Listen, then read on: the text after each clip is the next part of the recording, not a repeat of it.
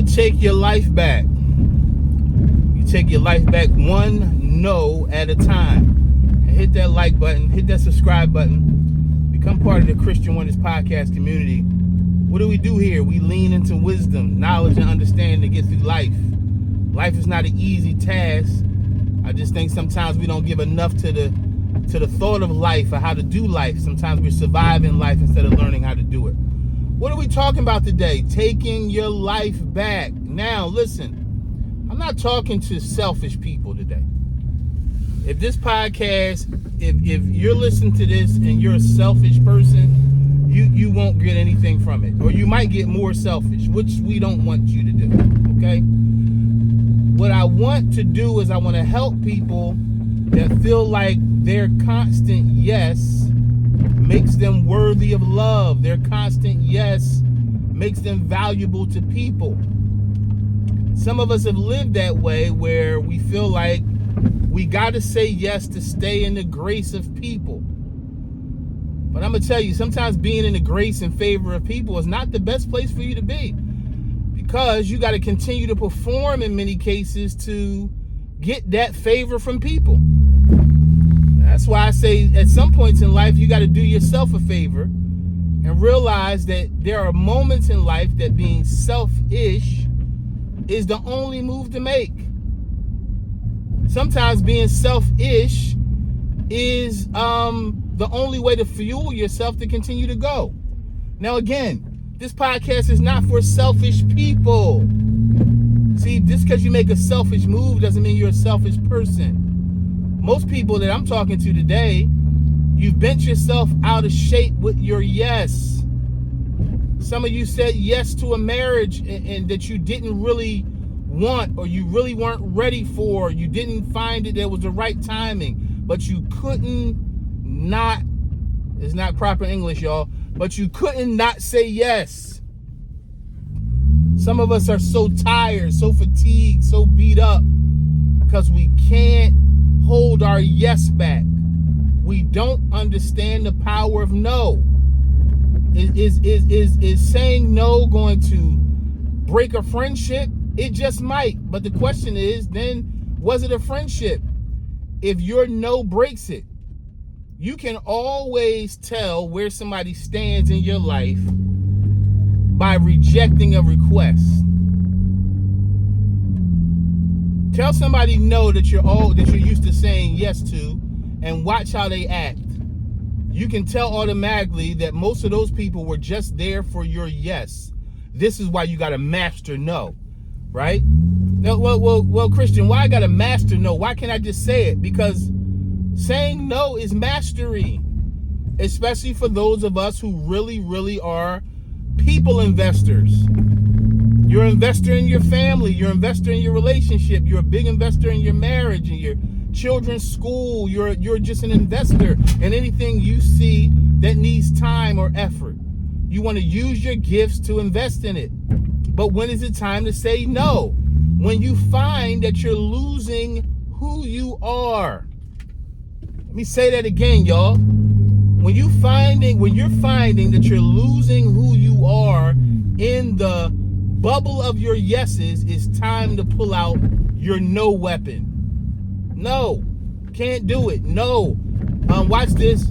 No, I don't want to do it. You know, no isn't just for the times that you can't do it. No, it's for the times you don't want to do it. No, it's for the times you don't have energy to do it. Right? No, it's for the moments in your life where you're saying, you know what? I need to commit myself to some peace, to some joy. I need to start taking my life back. That's what your no is reserved for. And you use that no. You use that no. You got to even use a no with your children. I sometimes have older kids. Thank God I had such a great day today, y'all. A lazy, rainy Sunday. But all my kids were home from school, so I got a chance to hang out with all my babies, and I was so happy about it today, right? I was so happy about, sorry, y'all, this traffic. I don't want to, all right. I was so happy about hanging out with them, but I got a baby girl, so I got a 21-year-old son, 18-year-old twin girls, and then I have my baby girl, she's 8.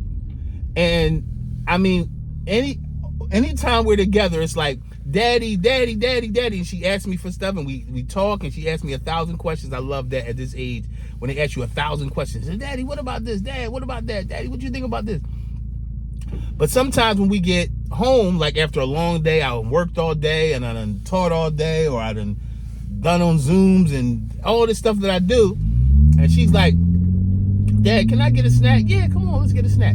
30 seconds later, Daddy, I want another snack. Daddy, I want. Daddy, I want. Daddy, I want.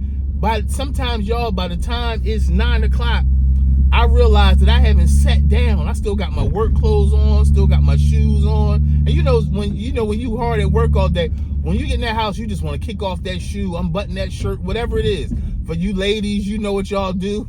You know what I mean? You want the day to just go away. And I look up, and I haven't said no to this baby the whole time, right? Because, it's baby girl, and I'm dad. She popped those big blue-gray eyes open at me and asked me something. I can't say no to her, right? Putty in her hands. But I learned something one day. Something said, say no. Say wait. Say give daddy a moment. I got to the point, y'all, that I didn't even think that it was right to her or fair to her to tell her no.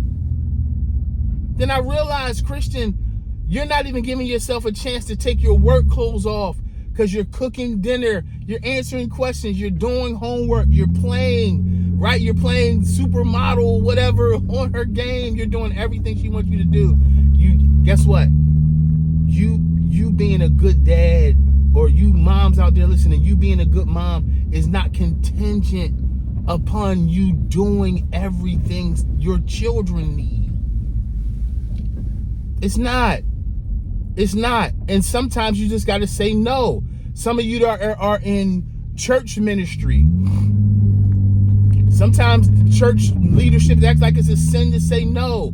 No, you say no. I can't do that. It has nothing to do with your relationship with God. It has something to do with self-preservation. Even God himself commands you to rest. Even in the Old Testament, he commanded the earth to rest. He told the farmers, don't plant, don't sow, don't do anything. 7 years of rest. Why? So that it can keep on producing. You don't have to burn out as a leader, as an entrepreneur, as a parent. You don't have to burn out. You got to realize that there's power in your no, and there's justification in your no. How do you take your life back? One no at a time. Now, what kind of things do I start saying no to then, Christian? Again, you start saying no to the things that have been taking you away from yourself. When was the last time you met you? Right? And I'm 45. I'm talking to some of us that's 40 and up, right? When was the last time you met you, that you really got acquainted with yourself? Some of us only, man, what they say online, I'm cooking right now. I feel like I'm cooking, y'all. It might be. If you still listening, hit that like button, go in the comments. Tell me, yo, you still cooking? Yeah, I'm trying to, y'all. Also in the comments, tell me some of your struggles with why it's so hard for you to say no. Jump in the comments. Tell me. Share with me. Why is it so hard for you to say no? Like, what holds you back from it? Right? What holds you back from it? Is it guilt? Some of us are like that, right? Some of us who maybe you weren't a great parent starting off, and you made some mistakes, and now it's like, it's hard for you to say no, right? Or again, some of us want to just be approved by everybody. We want approval. We want to be approved at our job. We want to be approved by our kids. We want to be approved by our friends. And so our constant yes is in the way, because we feel like we're going to lose too much if we say no. Let me tell you what you're going to lose. You're going to lose yourself, right? And as tough as it was for me to make my decision to start telling my daughter, hey, you got to give daddy a moment, I feel so much better. You know how many headaches I had, and how sometimes dehydrated I was, and just not taking care of myself, making sure everybody else had it. There's nothing wrong with being a caretaker, but at some point you have to be a caregiver to yourself. Because the people that are asking you aren't worried about you. You understand? They're not worried about you. And it's not to say they don't care about you, but they're not worried about, as long as you're doing it, you're giving them no need to have a worry. Right? As long as you're meeting every one of their needs, you're giving them no reason to have a worry. Or you're giving them no reason to even think about what's going on. And so you got to get to the point where you realize that get past the guilt of saying no. Get past the guilt, y'all. It's a good time to end this podcast. I hope I said enough. I try to keep these about 10 minutes, right? Check out my other shows. Check out my other podcasts, live shows and everything on here, y'all. And at the end of the day, go to christianwinners.com. I got books there, books for women, books for men, books for leaders. Go on there. You can also book me to speak. You can also book up a coaching session. christianwinters.com. You can check it out. Hey, y'all. How you take your life back? One no at a time. Yesterday is history and tomorrow's a mystery. All we got is right now, y'all. Live inside of it. And as you start living it out and walk it out with no fear, no shame, no compromise. Hey, I love you very much and I want the best for you. Understand, wisdom is the principal thing. You get that, you got life. Till next time. Y'all are an amazing community. Thanks for being a part of this. Peace.